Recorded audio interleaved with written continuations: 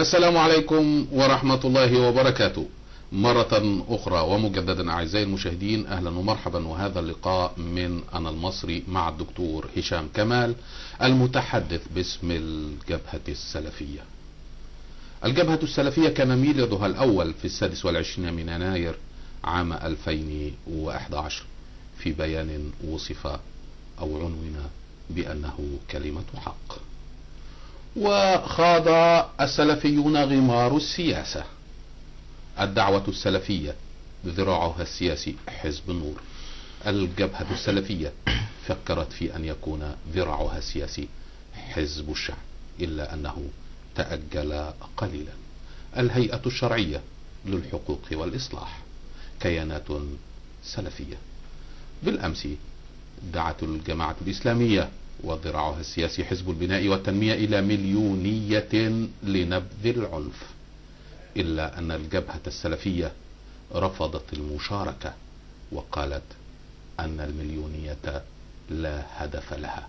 وقضايا أخرى خلافية أثارتها الجبهة السلفية. ولكن المثير في الجبهة السلفية أن دائما مواقفها تأتي ردود فعل، فلم يكن لديها فعل يبدأ بالفعل، إلا أنه كانت ردود أفعال دائمة. معنا الدكتور هشام كمال المتحدث باسم الجبهة السلفية. مرحبا بك دكتور هشام. أهلا بحضرتك. الله يبارك فيك. في البداية لماذا لم تشارك الجبهة السلفية مليونية اليوم، خاصة أن قيادة جماعة الإخوان المسلمين أعلنت دعوتها لكل التيارات الإسلامية، واليوم أكد الإخوان المسلمين وكذلك الجماعة الإسلامية بنجاح تلك التجربة وتلك الدعوة معا لنبذ العنف؟ الحمد لله والصلاة والسلام على رسول الله وعلى آله وصحبه ومن والاه بعد. أنا بس عايز أقول نقطتين. النقطة الأولانية، الجبهة السلفية ما يميزها أنها تصنع أحداث ولا تكتفي برد الفعل. تفضل، سنأتي على حينها في حوارنا. النقطة دي في غاية الأهمية لسبب بسيط جدا. مجرد إنشاء كيان الجبهة السلفية في الأصل هو تم الاتصال به من أول 25 يناير، وده كان أول فعل.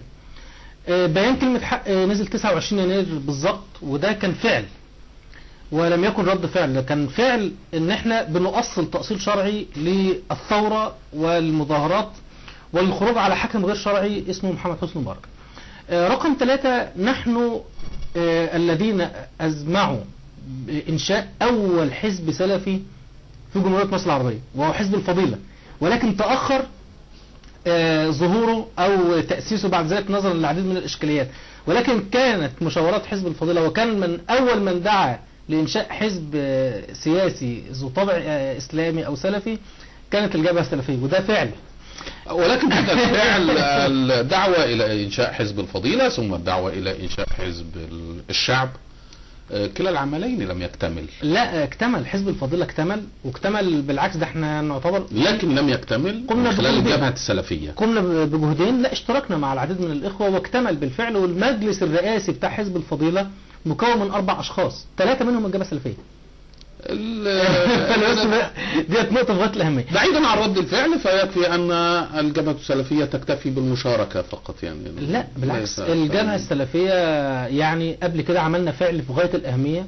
بمجرد أن لوح الفنجري بإصبعه الشهير في شهر 7 سنة 2011، دعينا في لحظة فارقة بالفعل أن ننزل في مظاهرات عارمة في جميع بلاد مصر حتى لا تقرر مبادئ فوق دستورية. وكان هذا مؤذنا بفعل شديد جدا. جاءت على إثر مليونية 29/7، وقبل ما تنزل مليونية 29/7 احنا نزلنا يوم 22/7 في مظاهرة حاشدة عند مسجد الفتح بالمشاركة مع اخواننا في الجماعة الإسلامية.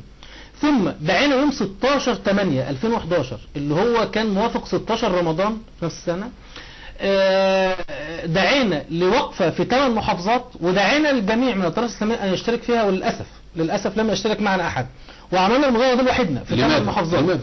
لماذا لم يشارك؟ لأن للأسف كان في بعض حسابات خاطئة من ناحية، وثانيا كان في بعض التفاهمات مع المجلس العسكري وغيره من التيارات من جهة أخرى، وده كان ما أحزننا لتكن أكثر صراحة بالأخص في هذا الوقت. نحن نتحدث عن حريقية. احنا عارفين ان أكبر خطأ عملوه ثوار 25 يناير والجميع اشترك في هذا الخطأ، إسلاميين وليبراليين وغيرهم، يعني إخلاء ميدان التحرير بعد تنحي مبارك.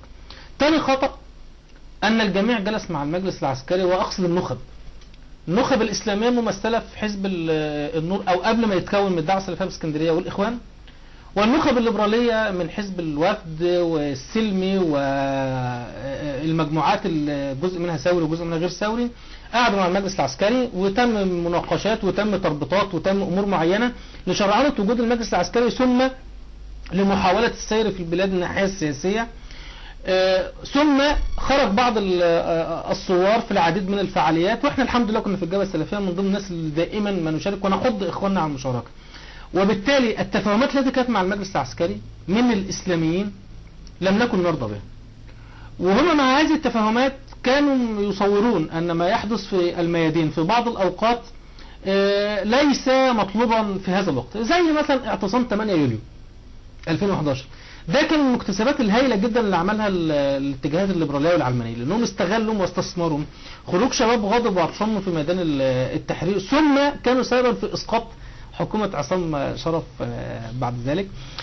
فهؤلاء الشباب كان للأسف لم يكن إسلاميون. لما نزل الإسلاميين في 29/7 المجلس العسكري كان مبسوط جدا بهذه المليونية جدا، لأن هذه المليونية أحدثت توازن في الحياة السياسية، وكان مطلوبا أن يظهر الإسلاميون بأعداد كبيرة وهائلة، لا سيما أن هؤلاء الإسلاميين كانوا يتفاهمون مع المجلس العسكري، وأيضا الليبراليون كانوا يتفاهمون، ولكن تفاهم الإسلاميين كان على حساب يعني أمور كثيرة جدا. المهم على حساب ماذا؟ على حساب إخلاء الميادين، على حساب أن من يوجدون في الميدان أعداد قليلة، على حساب أن المجلس العسكري يميل إلى كف أقوى. هل تريد أن تقول أن المجلس العسكري كان يحرك التيارات الإسلامية حسب ما يرغب؟ المجلس العسكري كان يحاول تحريك النخبة الإسلامية بشكل قوي لحسابه الخاص. جزء من هذه النخب للأسف استجاب، جزء من هذه النخب استجاب وبالفعل تحرك في إطار المجلس العسكري والخط الذي رسمه المجلس العسكري. ولا أبرئ النخب العلمانية، بالعكس النخب كانت في المجلس العسكري أكتر من سير التيارات الإسلامية والنخب الإسلامية.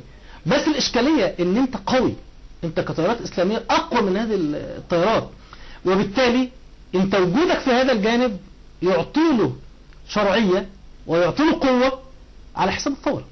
ودي الإشكالية اللي وقع فيها أخواننا في الإخوان المسلمين، وقع فيها أخواننا في الدعوة السلفية في اسكندرية.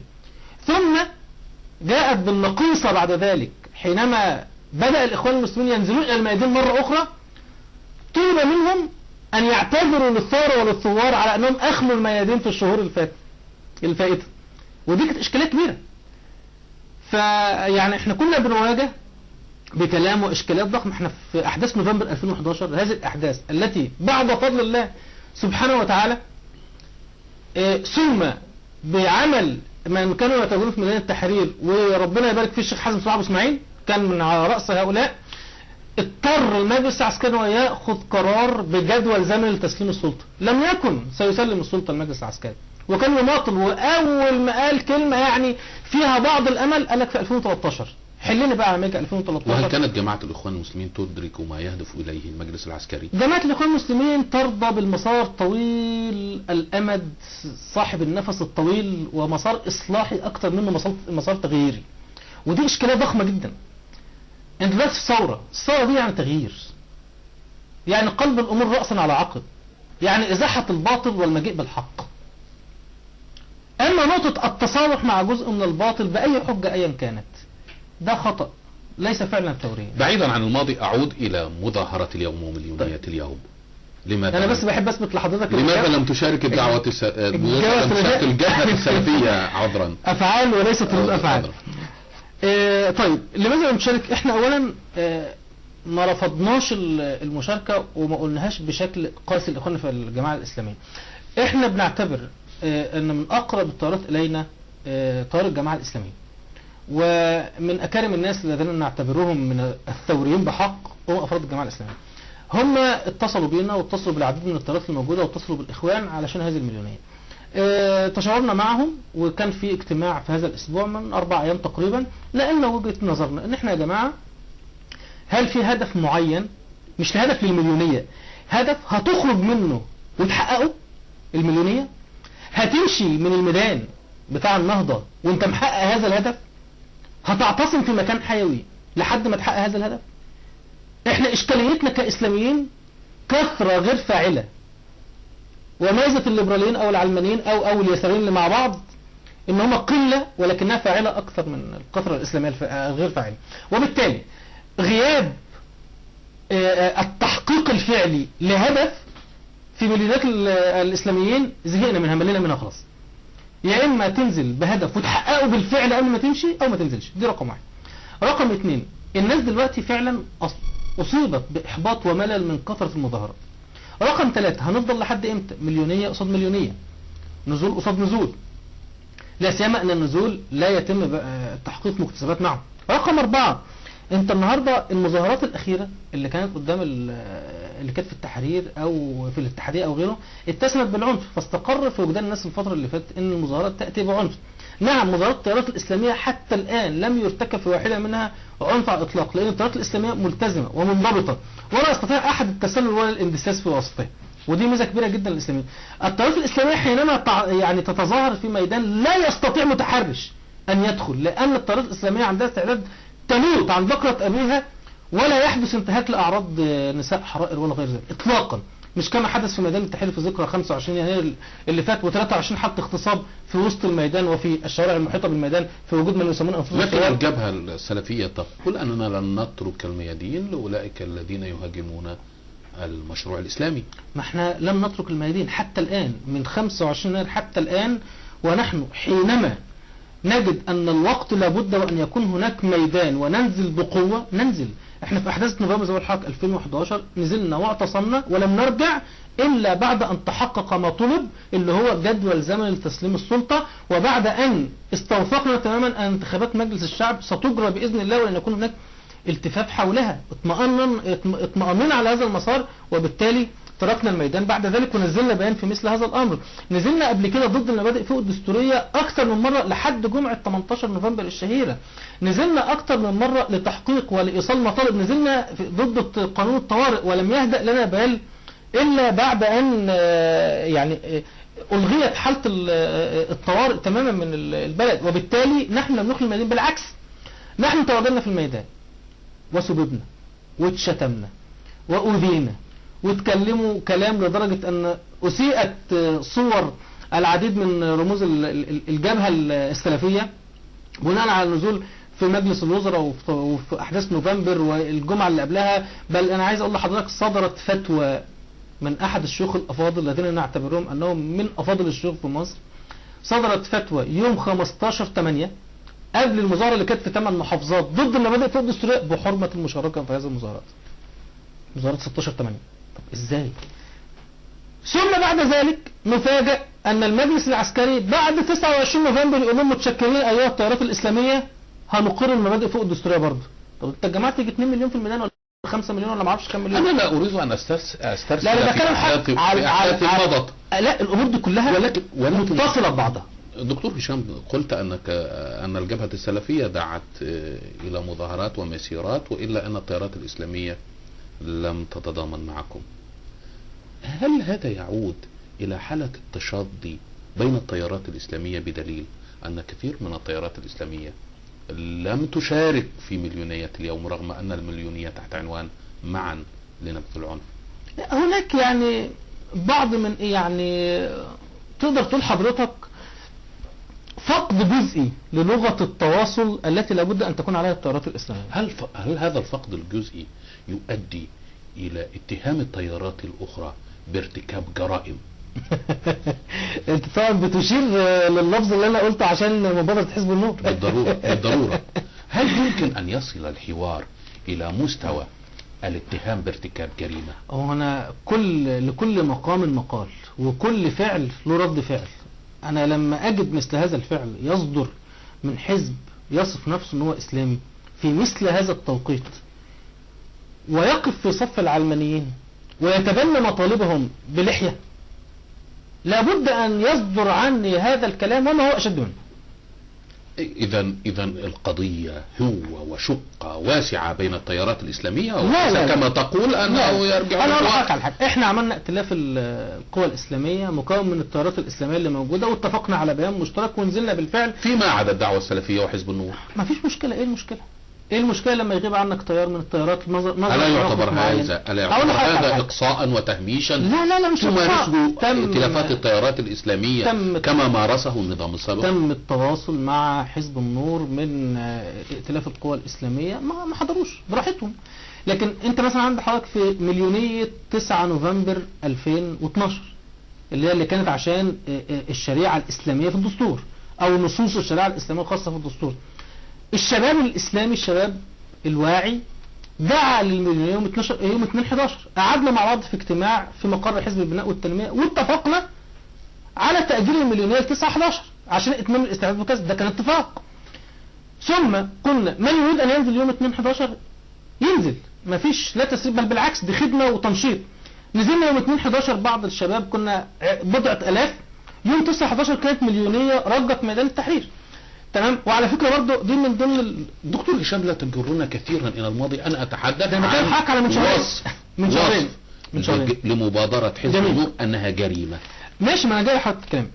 لما اتكلم على شهرين ده مش ماضي، دي نقطة. النقطة الثانية لما اقول لحضرتك ان حصل اتفاقات متتابعة او متتالية او سابقة، يبقى في اتفاقات. لما نيجي بقى عند نقطة معينة ويشذ فيها طرف معين من الاطراف، ده مش معناه انقسام اطلاقا، لا سيما ان جميع الاطراف الاخرى يعني وقفت ضد هذا الاتجاه، وبالتالي هذا يعتبر اجماع، وهذا خرق للاجماع ده اذا اعتبرناه. لكن الرئيس التقى بقيادة حزب النور وناقش معهم تلك المبادرة ووافق عليها. ده شأن سياسي اولا رقم واحد. اولا الرئيس ما وافقش على المبادرة، بل الاخبار اللي طلعت ان هو تحفظ على مسألة تغيير الحكومة وتحفظ على النائب العام، ولكن ده شأن سياسي اولا. ده رئيس لمصر كلها، يقابل جبهة الانقاذ، يقابل حزب النور، يقابل الجبهة، يقابل فلان وعلان، ده واجب سياسي عليه. ده رقم واحد. حتى لو ايه اللي حصل الرئيس موقفه مختلف عننا كتيار من التيارات اللي موجودة، دي رقم واحد. رقم اتنين، لما يطلع بيانات من الرئاسة او اخبار بالفعل ويعني مش عايز اقول يكذبوا الاخبار التي قيلت ان الرئيس تبنى المبادرة، لا اقول لك هنحطها على جدول الاعمال. ثم يظهر تحفظ واضح من الرئيس على تغيير الحكومة. على فكرة احنا ضد الحكومة اللي موجودة، بنعتبر انها فاشلة وعاجزة. كنت سآتي عليها. أنا هناك تصريح للدكتور هشام كما يقول أن هذه الحكومة هي حكومة فاشلة. إذا كانت حكومة تصفها بهذا الفشل فلماذا لا؟ ده جزء من أجزاء الإشكالية اللي هي مسألة الحكومة، ولكن احنا عندنا إشكاليات أخرى. احنا عندنا إشكالية تتعلق بالدستور وإهدار الشرعية اللي استفتى عليها 63.8% من الشعب قالوا نعم. عندنا إشكالية في إهدار شرعية النائب العام الذي عينه رئيس الجمهورية، وأقول عينه ولكن بموجب إعلان دستوري ألغي هذا الإعلان وبقيت آثاره، وهذا حق أصيل لرئيس الجمهورية المنتخب من قبل الشعب المصري.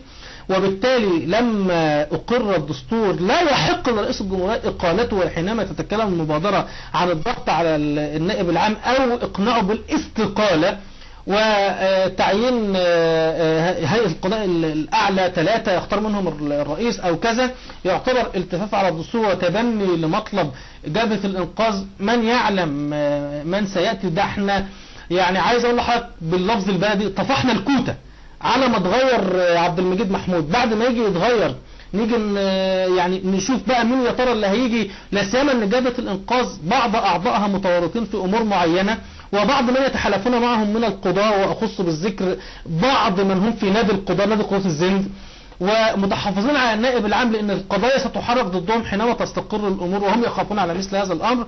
وبعدين دي فيها نقطة، فيها إسقاط لمؤسسات الدولة وإسقاط للدولة نفسها. لما بيتكلموا دلوقتي على انتخابات رئاسية مبكرة، سواء إذا كان من تحت الترابيزة أو من فوق الترابيزة، ثم أجلس أنا معهم وأتبنى مطالب ليهم وأقوي شوكتهم وهم كانوا يموتون. يعني اذهب إلى فرعون وقل له قولا لينا وهؤلاء ليسوا فراعنة. ده لما نقول له قولا لينا في الدعوة الى الله ماشي، انا معاك. انت تتحدث عن مصر تمام؟ الوطن. انا بتكلم حضرتك اهو، لسه جاي لك في الكلام. لما نقول له قولا لينا في الدعوة الى الله ماشي. لما نقول له قولا لينا مرة واثنين وثلاثة وعشرة وخمسين ولا يستجيب، ثم هل دخلت الجبهة السلفية في حوار مع جبهة الإنقاذ؟ لا احنا قابلنا افراد منهم كتير. حزب النور اتخذ المبادرة وكان قابلنا فعلا أفراد إيجابيا. قابلنا افراد منهم كتير. ده رأي حضرتك هو كان ايجابي، او رأي مثلا بعض الناس او كذا او احنا أنا أتحدث عن وجهة نظر الآخر. احنا ماشي، انا بقول لحضرتك انا او وجهة نظر رأي تاني او كذا. احنا بنقول من يحرك الشارع للعنف لا استطيع ان اجلس معه. من يمارس غطاء سياسيا حتى وان لم يحرك الشارع للعنف ولكنه يمارس غطاء سياسيا لا استطيع ان اجلس معه. حينما اجلس في بعض وسائل الاعلام مع افراد من جبهة الانقاذ الوطني، تمام، وانا مش بجلس معاه دلوقتي جلسه وديه، انا بجلس معاه مناظره، يقول رايه وانا ارد عليه او اقول رايه وهو يرد عليه، ويدافع عن التنظيم الارهابي الذي وصفته النيابه العامه بانه ارهابي، وده مش لفظ، ده لفظ النيابه العامه اللي هو البلاك بلوك، ويدافع عنهم دفاعا مستميتا ويدافع عن عنفهم. ما اقدرش اقعد معاه في جلسه بعد كده اقعد هنصحه في ايه؟ ده اذا كان دلوقتي بيقول لك انا هولع لك في البلد بشكل غير مباشر. لما ده وشخصيه تانية اقعد معاها ويقول ان هو يعرف احد من ارتكبوا حوادث الاغتصاب في ميدان التحرير، ويقول ان هو اصل عنده مشاكل نفسيه وعنده مشاكل اجتماعيه، ويعلق هذه المشاكل على مؤسسه الرئاسه او كذا.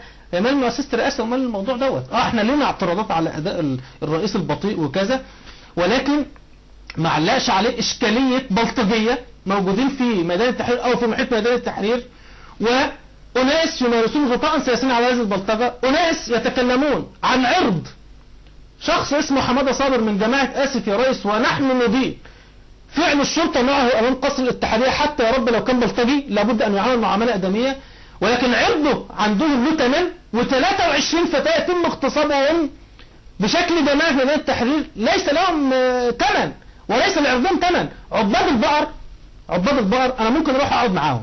ليه؟ لان عندهم نخوة ومروءة، قاموا وقلبوا الهند رأسا على عقب بسبب اغتصاب فتاة واحدة.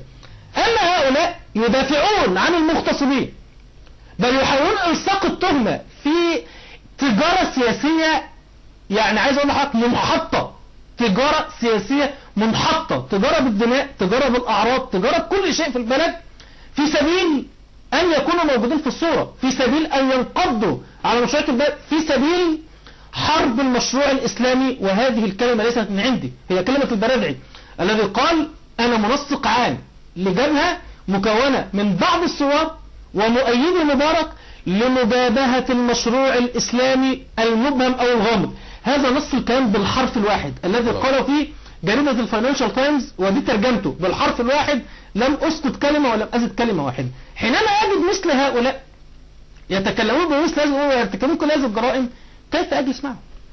كيف؟ ازاي راح اعطيهم قبلة الحياة وهم يموتون؟ ويعني فعلا يعني بمجرد ما البرادعي نزل في نقابة المحامين عشان يعمل المسرحية الملهاة العبثية بقسمه قدام سامح عاشور ترزي الدساتير للمجلس العسكري، هو ويحيى الجمل ومحمد نور فرحات والمجموعه دي اللي عملوا الاعلان الدستوري المشبوه بتاع 17/6/2012. لما راح هناك الناس من بعض ما شافوه عند نقابه المحامين هجموه عموم الشعب، ولا اخوانيين ولا سلفيين ولا بتاع، وانتم بتخربوا البلد. ده راي الناس فيه، انا اروح اقعد معاه واشرع له فعله؟ كيف ياتي هذا او يتاتى هذا؟ لكن هجوم الجبهة السلفية لم يكن على مبادرة حزب النور فقط، ولكن ايضا على وثيقة الازهر، عندما اعلنت الجبهة السلفية ان مبادرة الازهر لا قيمة لها. لا مين اللي قال كده؟ الدكتور خالد سعيد لا في تصريح له قال ان مبادرة الازهر ليس لها قيمة. لا انا ما اعتقدش ان الدكتور خالد قال كده، لان انا اطلعت له على اكتر من تصريح وانا كلمته في التليفون ما صدرش مثل هذا التصريح. انا لما سئلت عن مبادرة الازهر قلت الشيء الايجابي الوحيد الذي ظهر في هذه الايام هو مبادرة الازهر.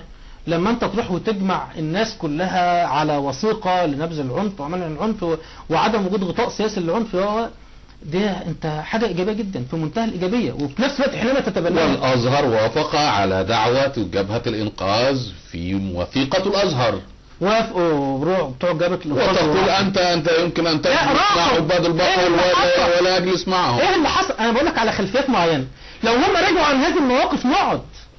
بس انا في مشكلة عندي دلوقتي، ايه هي؟ راحوا الصبح مع شيخ الازهر وقعدوا واحترموه عشان يعملوا ايه؟ ياخدوا مكسب سياسي قدام الناس. احنا بنقعد بس مش هنقعد مع الرئيس، احنا هنقعد مع شيخ الازهر مش هنقعد مع الرئيس. دي لفتة.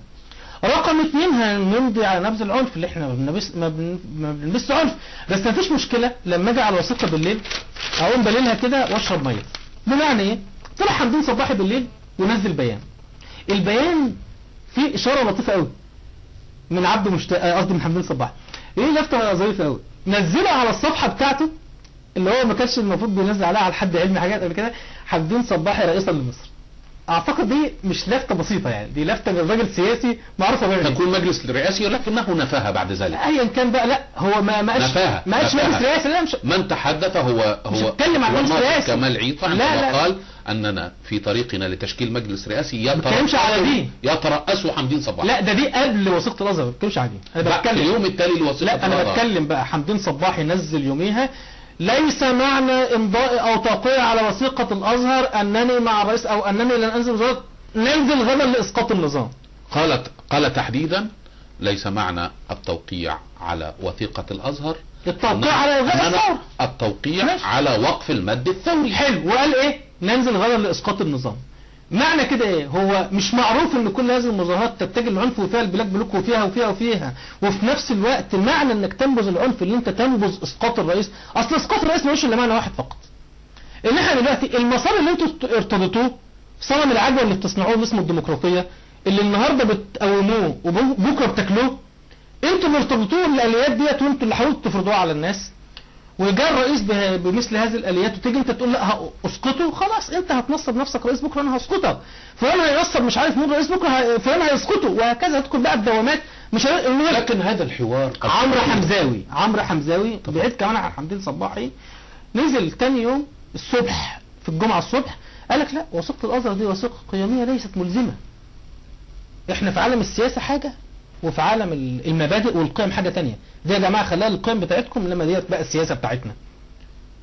وغيره بقى من الاعضاء. ثم بعد ذلك اصبحت وثيقة الازهر حزب على ورق، بل هؤلاء الرموز انفسهم جم بعد كده قالوا احنا مش ملزمين بوثيقة الازهر خلاص، وانتهى موضوع وثيقة الازهر، والرئيس دلوقتي فاقد الشرعية ومسؤول عن الدماء والافلام اللي هم بيعملوها. لكن ما يهمني دكتور هشام كمال هي تلك العلاقة المتشابكة بين التيارات الإسلامية.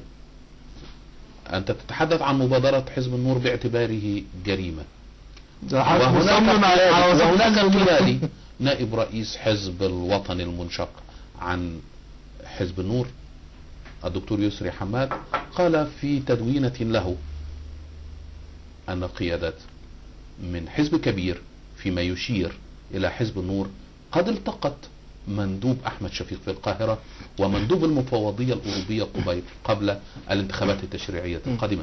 أي حوار يمكن أن يقبله الشارع في هذا الحوار المتشابك بين التيارات الإسلامية؟ يعني أي حوار ازاي يقبله الشارع؟ مش الاتهامات والاتهامات المتبادلة. لا مش بتكلم على اتهامات دلوقتي، أنا لا أتهم فرد أو فصيل، أنا بوصف واقع، بقول ان دي جريمة في حق المشروع الإسلامي، جريمة في حق مشروعية الرئيس، جريمة في الوقوف مع الطرف المعتدي أو الظالم أو اللي بيبدأ العنف أو اللي بيمارس غطاء سياسي على العنف ضد سلمية الثورة ضد كذا. فبالتالي دي مش جريمة، دي مش اتهام بقدر ما هو توصيف لحالة معينة. دي نقطة. تاني نقطة، حين بقى يقابلون مندوب شفيق ويقابلون المفوضية بتاع الاتحاد الأوروبي وكذا وكذا، احنا عندنا معلومات أكتر من كده عن حاجات أكتر من كده. ما هي المعلومات؟ معلش بقى حق المشاهد الدكتور يعرف، ولكن يكفي عندي أن مهندس هذه المبادرة، أنا بعتبره مهندس هذه المبادرة شخصية تابعة أيضا لشفيق.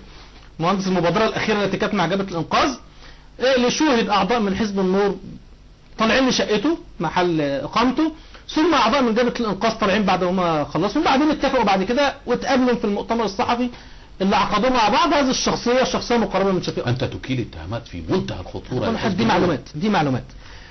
ثم بعد ذلك انتقال أحد أشخاص حزب النور ورموز حزب النور لدائرة معينة معروفة أنها دائرة يعني معظم اللي فيها من مناصري ومؤيدي مبارك أو حزب الوطن المنحل وكذا، وإزماع أن يرشح نفسه بعد كده. ده برضه ده إشكالية خطأ. نقطة مطالبتهم المستمرة بالتصالح مع الحزب الوطني، معلش يعني بيقول لك المصالحه مع رموز الحزب الوطني الذين لم يثبت عليهم او تقدم او قدمت ضدهم بلاغات بالفساد السياسي او المالي. ده مبارك نفسه في القضاء ما ثبتش عليه حاجه، ممكن يطلع في النقض براءه. ليه؟ لان معلش كل ما قوله منذ قليل ان رموز النظام السابق خاصه بعد ان اعلن الدكتور مرسي وحزب الحريه والعداله والتيارات الاسلاميه كافه اننا لن نتسامح في دماء الشهداء، ورغم ذلك الاحكام كلها براءه لدى المتهمين، الاحكام كلها براءه المتهمين بقتل الثوار، وكذلك رموز النظام السابق عشان لم يبقى منهم غير احمد عز ومحمد عشان الرئيس المخلوع حسني مبارك الباشا الكبير، والذي يطالب فريد ديب محامي بضرورة الإفراج عنه في أبريل القادم. أيوة طبعا، وهو إفراج قانوني، لأنه لا يجوز في قضايا الجنايات الحبس الاحتياطي أن يمتد لأكثر من 18 شهرا. صحيح، وستنتهي في أبريل القادم. جميل، هم ديت نقطة في منتهى الأهمية. أنا دلوقتي لما أجي أتكلم النهاردة عن هذا الكلام وأجي أشوف نيابة عامة أو نائب عن الشعب اللي هو عبد المجيد محمود لم يقدم أدلة على هؤلاء وأعدمت الأدلة والكلام ده كله. عبد المجيد محمود لم يكن محققا في هذه القضايا، بل كانت هناك قاضي للتحقيق يحقق في هذه القضايا. لا في القضايا السابقة كان واجب النيابة أن تقدم الأدلة، مش بتكلم على التحقيق، أن تقدم الأدلة وأن تراقب الشرطة في تقديمها الأدلة. ولكن عبد المجيد محمود ذاته قال أن جهات سيادية لم تعطه بل منعت إمداد النيابة بالأدلة الجهات السيادية التي كانت موجودة المجلس العسكري وهو كان تابع لهذه الجهات السيادية، فلماذا حينما يرضى عن هذه الجهات السيادية وأداء الجهات السيادية وأوامر الجهات السيادية فهو متورط معهم، لا انفكاك عن هذا الأمر إطلاقا. هو وهم مش ببرأ حد فيهم، ولو حد ثالث معاهم برضه يدخل في نفس الإطار. ولكن حينما لا تقدم النيابة مثل هذه الأدلة، حينما يضطر القاضي في محاكمة هزلية من أولها حتى آخرها أن يحكم بالبراءة على مساعد مبارك وحكم بالمؤبد عشان بس يرضي شريحة معينة من الناس تمهيدا، لأن حكم النقد بناء على حكم البراءة للمعاونين هيجي بالبراءة على مبارك وغيره بقى، ولعب فريد الديب وغيره. كل الكلام ده كله مبارك مش هيثبت عليه أدلة، وفلان مش هيثبت عليه أدلة، وزكريا عزمي طلع امبارح، وفلان طلع أول امبارح، وفلان هيطلع بكرة، وفتح الصور مش عارف فين. الشاهد من الكلام أنت بتحكمهم على إيه؟ هل بتحكمهم على 30 سنة فساد مالي وإداري وسياسي وقمع للناس وقتل المئات من الشعب المصري في السجون والمعتقلات وعلى رأسهم معتقلين ومعتقلين طارق إسلامي؟ إذا كان مبارك يحاكم بتهمة قتل الثوار في فترة حكمه خاصة في فترة الثورة، فهناك نحو 60 شهيدا في عهد الرئيس مرسي سقطوا شهداء وما يزيد على 2000 مصاب. بس أكمل بس ما هو الفارق يعني؟ لا أتكلم نقطة، ده جزء من إجرام مبارك في حق الشعب المصري وقمع المتظاهرين. أنت بتركز على جزء حصل في 3 أيام من 25 يناير ل 28 يناير، وفين بقى الجرائم طوال ال 30 سنة بتاعته؟ دي إشكالية ده اللي دخلت المحاكمة في هزلية معينة. الحاجة الثانية، دماء المعتقلين والشهداء الذين سقطوا في عهد مبارك أين هم؟ أين الفساد المالي والإداري والسياسي اللي تم في عهد مبارك؟ أين رموز الفساد المعاونين لمبارك؟ أين وأين وأين؟ كل الحاجات دي حينما تسقطها على 3 أيام قتل فيهم 1000 أو يزيد أو يقل من الثوار نحتسبهم عند الله من الشهداء، حينما تحاكمه على جزئية صغيرة وانت عارف ان الأدلة مدمرة، دي إشكالية كبيرة جدا. هتقول مثلا ال60 قتيل اللي سقطوا في الفترة اللي فاتت ديت في حكم مرسي، احنا بنقول في مسؤولية سياسية ومسؤولية جنائية. من يثبت أنه مات بريئا فالمسؤولية السياسية رقم 1 على رئيس الجمهورية، والمسؤولية الجنائية على الأجهزة الأمنية التي قتلت الأبرياء، ولكننا نحتاج إلى تحقيق. ديت نقطة. رقم 2، اللي اتصوروا وهم ماسكين أسلحة آلية من ناس لابسين مدني قدام سجن بورسعيد وفي بعض الأماكن الأخرى قدام الاتحادية، أنا أقول ربما يكون هم من قتلوا بعض الشباب لإلصاق التهمة، مش هقول في الأجهزة الأمنية، في القيادة السياسية. أنا لا أبرئ الأجهزة الأمنية، حتى الآن معتقدنا أن الشرطة لم تتغير وأن الأداء الأمني عليه العديد من الملاحظات. وأنا بقول لحضرتك زي ما قلت لحضرتك قبل كده قبل ما ندخل البرنامج، الأمن الوطني والأمن المركزي، خلينا نركز في الأمن الوطني. الأمن الوطني ليس عنده قروض استشعار إلا ضد الإسلاميين.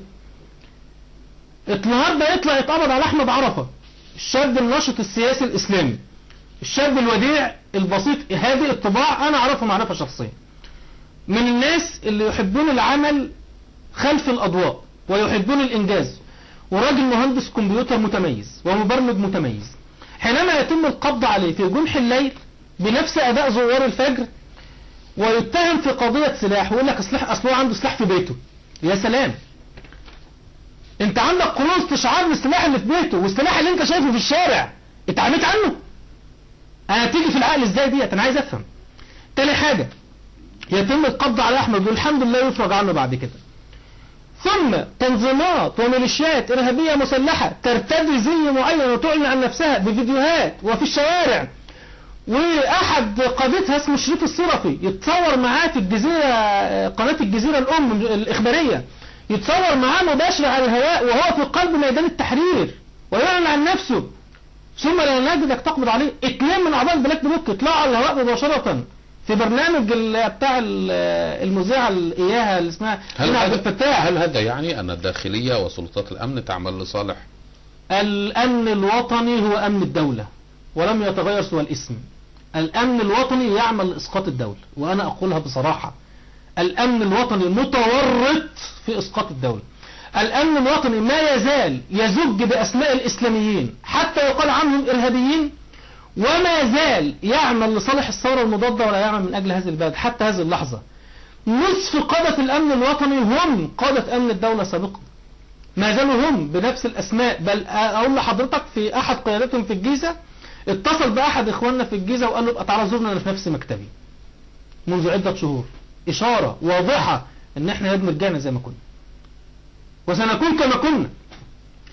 4 ضباط او ما يزيد يختطفوا في شمال سيناء، واتساءل مع احد مشايخ او اسأل احد مشايخ الكبار في شمال سيناء عن ملابسات هذا الحادث، يقول لي اللي اتخطفوا دول لا يعرفون على انهم ضباط شرطة، كانوا بيلبسهم لبس مدني وزي مدني ولا يظهرون في الشارع انهم ضباط شرطة ولا احد يعرفهم. اذا من يعرفهم؟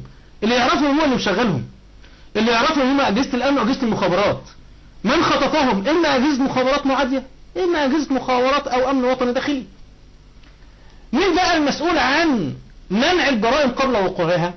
لماذا انشئ او اتغير اسم جهاز امن الدولة؟ هو قال لك بعد ما اتغير اسمه هو ليس موجها ضد المواطنين، ولكنه موجه لجمع معلومات عن الارهاب والارهابيين ومسؤول عن منع حدوث الجرائم بالاخص الارهابيه قبل وقوعها. ولماذا لا يتحمل جبهة الانقاذ هذه الاخطار التي تتحدث عنها في ضرورة ان تكون هناك حكومة للانقاذ الوطني ليتحملوا المسؤولية؟ مين يتحمل مسؤولية؟ جبهة الانقاذ تتحمل المسؤولية في حكومة ولا مع الأجهزة الأمنية؟ في حكومة إنقاذ وطني. حكومة إنقاذ. هنقول لحضرتك على حاجة، إحنا زي ما حينما وصفنا الحكومة بالفشل والعجز إحنا نقصد هذا الكلام. ولما الدكتور خالد سعيد سئل قبل كده في قناة الحافظ قال له وجه رسالة الدكتور هشام قنديل، قال يعني خذلتنا أو فيما معنى هذا الكلام، سامحك الله.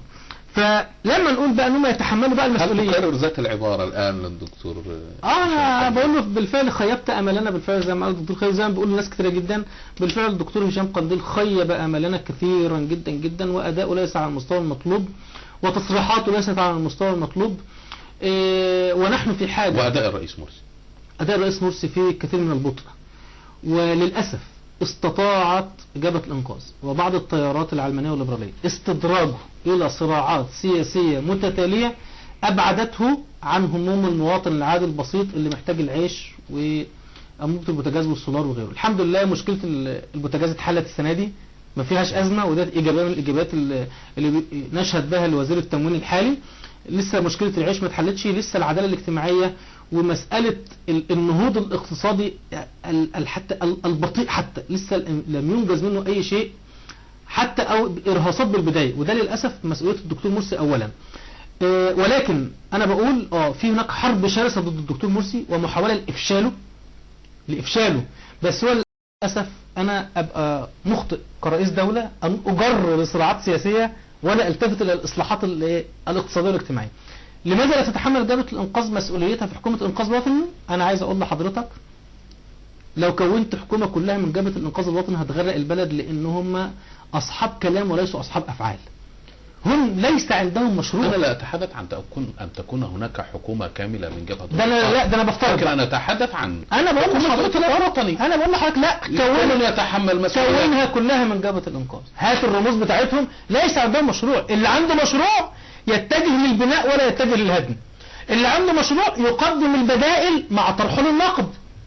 أنا أفهم ذلك. اللي نقده بناء وعايز يطرح بدائل يقول يا جماعة أداء الدكتور مرسي في كذا كذا وحش، الاقتصاد كذا كذا وحش، أنا عندي مشروع بديل 1 2 3 4. ليس عندهم مشروع. لما أبو العز الحريري جه في أحد البرامج الفضائية وقال لك ما عندهمش مشروع، ده أنا مش عارف التيارات الإسلامية دي ما عندهاش كذا. طب ماشي، سلمت بكلامك. أنت يا أبو 45,000 أبو 45,000 صوت قدمت نفسك انتخابات رئاسة الجمهورية وما قدرتش تجمع أصوات يجمعها واحد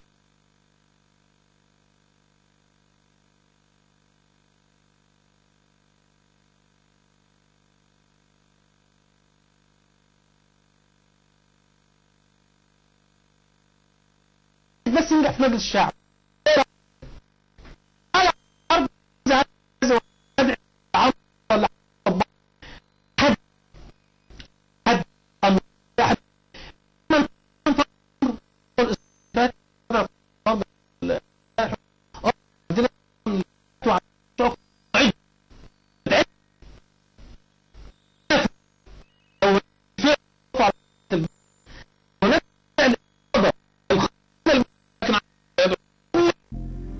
سنعود إن شاء الله.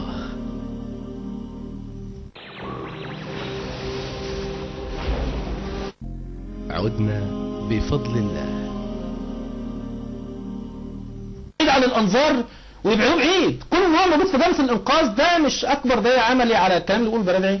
هو وأعضاء حزب الوفد وأعضاء حزب التجمع اللي كانوا معارضة صورية وكرتونية لنظام مبارك بيجملوا بيه شكل نظام مبارك، دول فضائح لجبهة الإنقاذ. المفروض يخلوهم ورا الكواليس، ما يطلعوش بيهم قدام الناس كده. وعمرو موسى من امتى عنده رؤية؟ هو عمرو موسى كان نجح في ايام ما كان وزير خارجيه، ولا كانت له رؤيه، ولا مصر حققت حاجه في وزاره الخارجيه عشان يجي يتكلم دلوقتي؟ اتحدى جبهة الإنقاذ من اكبر واحد لاصغر واحد ان يقدموا مشروعا لإنقاذ البلد مما فيه. والله لا يملكون مشروعا، ولن يملكوا مشروعهم الوحيد وما تجمعوا عليه، وهو سبب الفشل الأكبر عندهم الذي سيفشلون بسببه، أنهم اجتمعوا جميعا على بغض ومقاومة المشروع الإسلامي، وعلى بغض وكره الإخوان المسلمين والتيارات الإسلامية الأخرى. الجبهة السلفية دائما تقول أننا نساند الإخوان المسلمين لتحقيق المشروع. لا، ما قلناش كده. احنا قلنا احنا معارضة موضوعية ونقف مع الحق. لو كان الإخوان على حق دلوقتي نقف معاهم، لو كانوا مش على حق نواجههم. واحنا بالفترة اللي فاتت ديت انتقدنا أداء الإخوان المسلمين، سواء في بعض الجلسات الخاصة سواء على وسائل الإعلام، وانتقدنا أداء الدكتور مرسي، ولكن نحاول تقديم البدائل، وفي ذات الوقت نحافظ على المشروعية، ولا نسقط الرئيس ولا نسقط جماعة الإخوان المسلمين. بمناسبة المشروع الذي تتحدث عنه، أن جبهة الإنقاذ ليس لديها رؤية وليس لها مشروع. هناك تصريحات صدرت عن الجبهة السلفية تقول أننا سننتقل إلى سيناء وحلايب والفيوم وشلاتين لإنشاء مشروعات ضخمة. هذا منذ نحو شهرين أو يزيد، ولم تتحرك الجبهة لا، ولم تنشئ مشروعات. احنا قلنا حضرتك لا، هي برضو محتاجين معلش اعذرني في الكلام، تفضل. لدقة معينة في نقل الألفاظ. احنا في المؤتمر الصحفي اللي كنا بنعلنه عشان إنشاء الحزب، احنا عندنا بعض الشخصيات الحمد لله ربنا من علينا التواصل معها، شخصيات اقتصادية وغيرها، ومنها شخصيات في سيناء وشخصيات من العمال والفلاحين. قلنا اللي احنا عندنا مشروعات، وهؤلاء الأشخاص عندهم رؤية، وفي البعض بالفعل قدم مشروعات، ولكن مع تقدم الحزب وإشهار الحزب وعمل الحزب في الحياة الاجتماعية، في مشروعات هنقدمها إن شاء الله يقوم عليها الحزب ويحاول تمريرها وإنفاذها في البلد، خاصة بهذه المناطق وخاصة بفئات العمال والفلاحين. مش قلنا ان احنا نتحرك بكرة نبدأ نشتغل الشغل ده، احنا قلنا مع عمل الحزب ده من الأمور الحزبية السياسية اللي هي ننوي بها الخير لهذا البلد. هل هذا برضو أيضا من قبيل تصريحات بشأن نرفض زيارة الرئيس الإيراني أحمد نجاد، ثم بعد قليل نوافق على أن تكون هناك علاقات سياسية؟ لا نقبل. انت حضرتك نقلت لنا نقله ثانيه زائد انا احنا اتحدث عن التصريحات. احنا بص حضرتك التصريحات دي كلها يعني نقطه الفصل ما بين الرؤيه العقديه المعينه وما بين توقيت الزياره وما بين المصالح السياسيه اللي بين الدول دي كلها قلناها في جلسه واحده، ما بنقولش حاجه الصبح ونرجع نقول عكسها بالليل. احنا مش كده، والحمد لله واضحين جدا وتصريحاتنا واضحه جدا، سواء اذا كانت مع التيارات الاسلاميه او مع التيارات الاخرى. إذا كانت هناك تحركات في المحافظات، وإذا كان هناك مواقف مبدئية وواضحة، وكان لكم موقف واضح ومحدد من الشيعة، هناك تصريحات إعلامية صدرت أمس عن أن هناك كثير من الشيعة الذين يتواجدون الآن في جنوب مصر وينوون حسب التقارير الإعلامية اتخاذ قوس في جنوب مصر عاصمة للشيعة. ماذا قدمتم بدل يعني التصريحات التي تقول أننا سننشئ مشروعات؟ فماذا يمكن أن تقدم الجبهة السلفية في مثل هذا الأمر، خاصة أن هناك تصريحات إعلامية أخرى تقول أن شخصيات مصرية قد سافرت إلى إيران وحصلت على دراسات علمية في المذاهب الشيعية ليعودوا بيحاولوا ياخدوا مرجعية. بالضبط. وفي شخصيات من هنا بتتقاضى ومبالغ وكذا، احنا عارفين الكلام ده كويس. احنا من سنين طويلة الحمد لله، من سنين من قبل الثورة، من قبل تكوين الجبهة السلفية، هناك وقوف شرس من الجبهة السلفية ضد المد الشيعي وضد المعتقدات الشيعية، وده مسجل. وفي نفس الوقت بنتحرك على الأرض وبنتحرك في وسائل الإعلام سواء إذا كان على الإنترنت أو غيرها، قبل ما نظهر في الفضائيات بعد كده في بعد ثورة 25 يناير. فالمسألة عندنا إيقاف المد الشيعي ده مسألة في غاية الأهمية من الناحية العقدية، وده احنا نشطين فيه بشكل كويس، وبنتواصل مع بعض الائتلافات زي ائتلاف المسلمين للدفاع عن الصحب والآل، وعلاقتنا بهم كويسة جدا، وبنساندهم وبنساند الدفاع عن هذه القضية ووقوفهم ضد المد الشيعي. رقم 2 في توعيات على المستوى العقدي أيضا موجودة، والمستوى الدعوي موجودة على طول على المنابر. احنا عندنا لجنة دعوية شغالة في جميع المحافظات. الجبهة السلفية هل ستسافر إلى قوس؟ أكمل بس أكمل. أنا بقول لحضرتك في الحمد لله جميع المحافظات تقريبا اللجنة الدعوية شغالة، بغض النظر بقى عن قوس أو غير قوس. المسألة دلوقتي لما يبقى عندك معلومات معينة في مكان ما، سواء إذا كان في مصر في محافظة أو أخرى، لابد أنك تتحرك على جميع الجبهات، لا تستدرج وتركز جهودك في محافظة واحدة وتترك محافظات أخرى. نحن نعلم أن هناك بعض المعلومات نعم تتجمع أن مثلا في محافظة ما يتم التواجد فيها بشكل أكبر، ولكن لما كنت توزع جهدك وبشكل إداري منظم، أعتقد أن ده يبقى أسلم من أنك تركز على شكل معين. لن يستطيع الشيعة أن يجعلوا عاصمة معينة لهم في مصر إطلاقا، لسبب: الشيعة قعدوا في مصر أكثر من 3 قرون في شكل رئاسة وفي شكل سمي خلافة، وإن كانوا علماء المسلمين من أهل السنة والجماعة لم يعتدوا بها كخلافة وأسقطوها من الخلافة وشرعية الخلافة. هي كان حكم وكان احتلال لمصر من قبل العبيديين. احنا بنصف انهم عبيديين وليسوا فاطميين، لأنهم يعني السيدة فاطمة بريئة من نسب هؤلاء. قعدوا في مصر 3 قرون لم يغيروا من عقيدة الشعب المصري، وخرجوا منها مدحورين بسبب صلاح الدين الأيوبي عليه رحمة الله تبارك وتعالى. وبالتالي لن يستطيعوا على الإطلاق أن يتخذوا عاصمة معينة أو كذا، بس طبعا لابد من جهود مستمرة في هذا الصدد. أنا بأكد على نقطة معينة جدا، أنا مش بقول إقامة علاقات سياسية واقتصادية مع إيران، لا، أنا بقول إذا استطعنا أن نستفيد من تكنولوجيا إيران، من اقتصاد إيران، من سياسة إيران، فلنستفد. بس أنا عقبت بقى في نفس الكلام اللي أنا بقوله. تفضل. لم أجد إيران تسعى لأي علاقة مع أي دولة من الدول العربية والإسلامية إلا وتحاول أن تخرج بمكاسب أكبر مما تريد وأكثر مما تريد، وتحاول دائما ألا تحصل الدول الأخرى عربية أو إسلامية إلا على أقل القليل من المكاسب، مع العلم أنه لا بد لإيران أن تخترق المجتمعات الداخلة فيها. فبالتالي هذا التصريح أصلا تحذير أكتر منه. ولكن أنا بقول في علاقات الدول بعضها ببعض هناك توازنات سياسية واقتصادية لا تستطيع أن تغفل هذا الأمر، وبالتالي إذا كانت هناك فوائد مشتركة أهلا وسهلا، مع منع الاختراق، مع الحصول على الفوائد أكتر مما ندفع فواتير، وهكذا. وفي نفس الوقت ذكرت أهمية معرفة أيديولوجية النظام السياسي الذي نتعامل معه. دكتور هشام كمال، لم يتبقى لي غير 3 دقائق والحوار ثري وممتد، لكني أقول أن تصريحات الجبهة السلفية دائما في التصريحات أنها تصريحات نارية وتستهدف الإعلام كثيرا، خاصة عندما وصفت الجبهة مبادرة حزب النور بأنها جريمة، ووصفت أيضا الداعية الإسلامي في هجومه الذي كان يتكرر الدكتور عبد الله بدر بأنه كان يتعامل مع أمن الدولة. ده مش كلامنا، ده كلامه هو. أقول لحضرتك على حاجة، يعني اللي اتكلم في الكلام ده أخونا المهندس أحمد مولانا. والمهندس أحمد مولانا ذكر 3 مواقف معينة، كان أحدها كلام الدكتور عبد الله بدر نفسه مع أحد أعضاء التيارات الإسلامية في أحد السجون أو المعتقلات، وأنه كان يتعامل مع أمن الدولة. وعبد الله بدر له تسجيل بالصوت والصورة من أوائل قافلة من يسمون بالتائبين اللي كانت في التسعينات، وده كانت فضيحة في حق التيارات الإسلامية، وللأسف هو متصور صوت وصورة فما يقدرش ينكر وإحنا نقدر ننكر. أيضا الدكتور محمود شعبان بعد فتواه الأخيرة وبعد أن انتفض الجميع ضده بما فيه النائب العام الذي أصدر أمرا بضبط وإحضار الدكتور محمود شعبان في صورة خطيرة، خاصة أن الدكتور محمود شعبان داعية وأستاذ بجامعة الأزهر، وكان من الممكن استدعائه فقط، ولكن صدر أمر ضبط. احنا ما وقفناش ضد الدكتور محمود شعبان، ولكن قال الدكتور محمود شعبان أن أول من باعه السلفيون والرئيس. لا احنا ما وقفناش دكتور. لماذا السلفيون يبيعون؟ احنا ما وقفناش ضد الدكتور محمود شعبان في هذه الفتوى. احنا قلنا في هذه الفتوى بالاخص اللي احنا نرفض اي فتاوى تتعلق باهدار دماء معينين سواء المخالفين السياسيين او غيرهم. دي من ناحيه.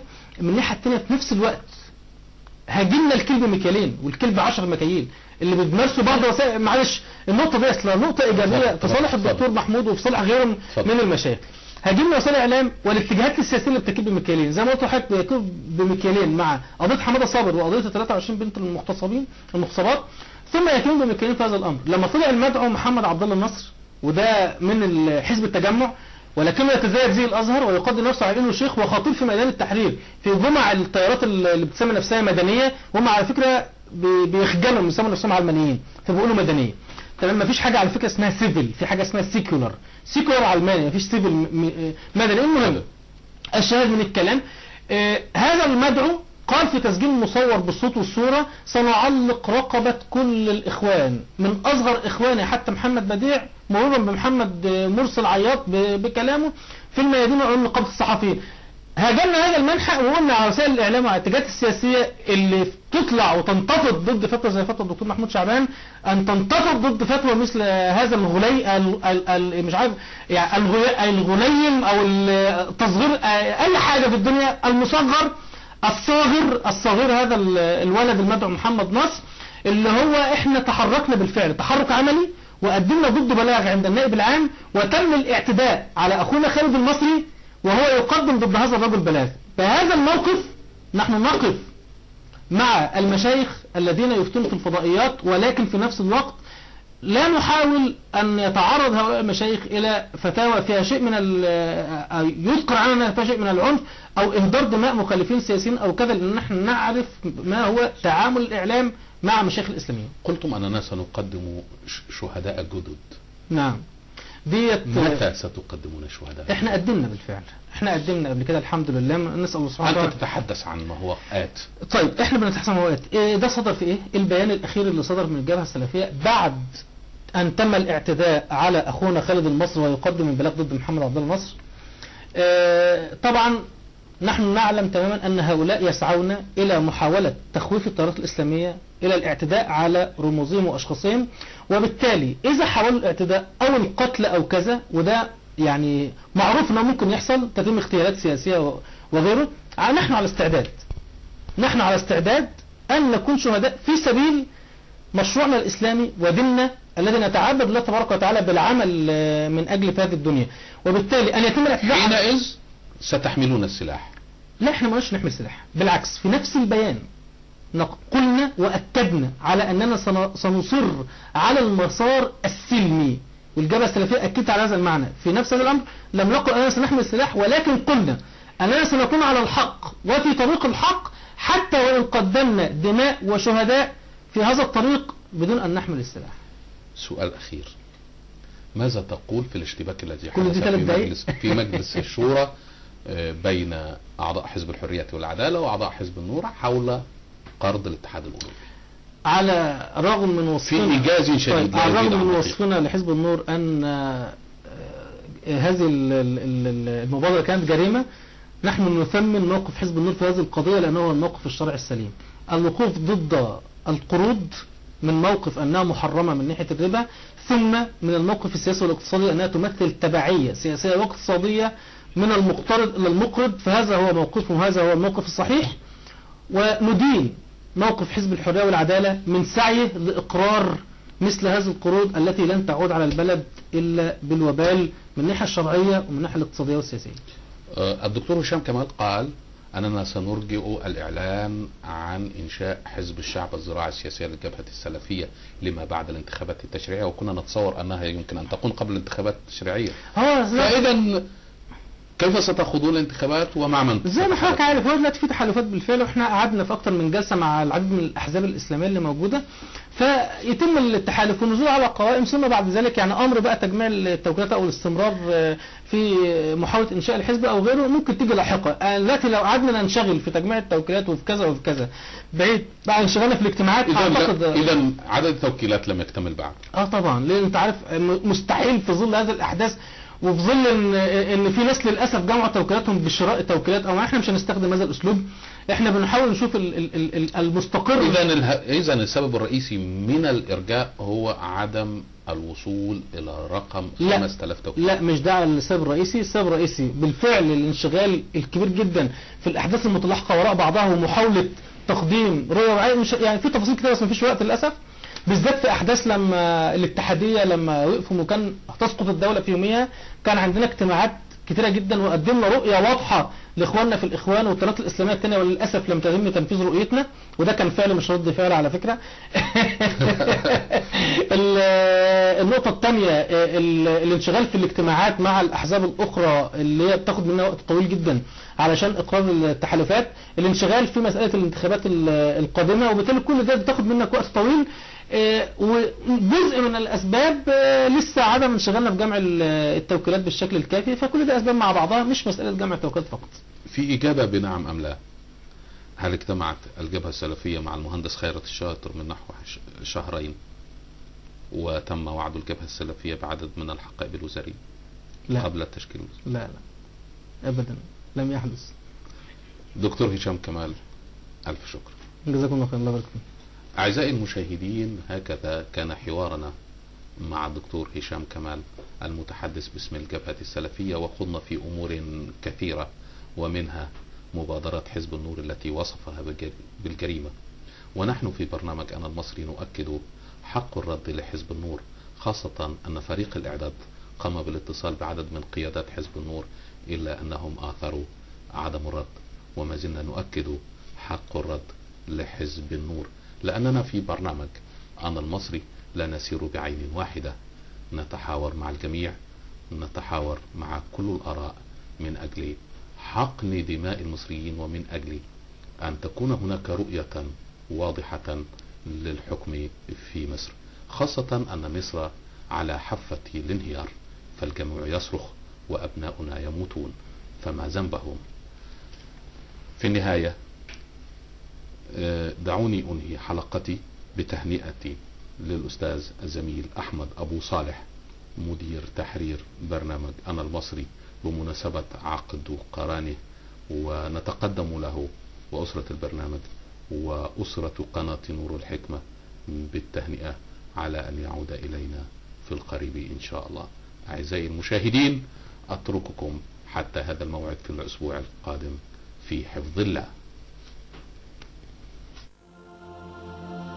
شكرا يا مصر فوق راسي يا الناس جميلك تسلمي. شكرا يا مصر من قلب ربنا يكرمك تتقدمي. رب العباد يا ام البلاد يا مصطفى.